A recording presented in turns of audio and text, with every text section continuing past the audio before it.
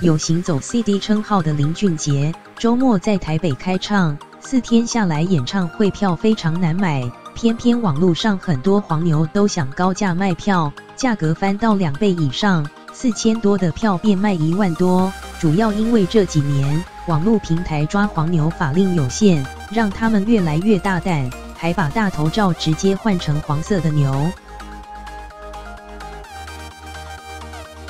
好多人更渴望进小巨蛋被林俊杰歌声拥抱，但行走 CD 的演唱会开卖那刻没抢到的话，求票非常难。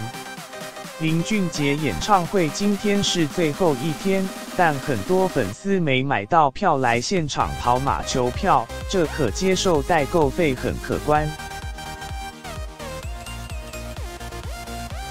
售票黄牛会差很多吗？价钱当然有点高啊，原本一个人4000多，那婆婆卖多少？卖9000。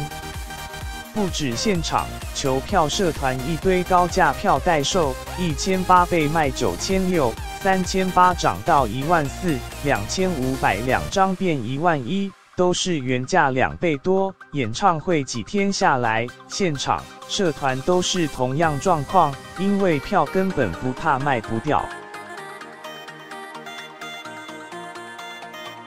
售票黄牛如果快要开场降价求售，我知道不可能，因为数量很少，现场黄牛座位选择多到不输经纪公司，甚至售票黄牛很多大陆的来，他都刷微信跟支付宝，肯买的人太多，网络黄牛也嚣张起来，头贴换黄色的牛，甚至自我介绍称粉丝呛我100遍我呆，买家如初恋，还贴上4大超狂黄牛名单， #说自己被媒体报道过。林俊杰粉丝，我觉得太夸张，他们现在让我们这些粉丝买票很难买，要设定购票网，很多机制事实上透过脸书或翻倍价卖票平台 Viagogo 这种虚拟通路都没法可抓，因为透过平台交易，警方受脸书保护个资义务查不到 IP， 唯独现场卖票黄牛可以检举，最重吃上18000罚锾。消保官提醒，买黄牛票要小心有假票疑虑。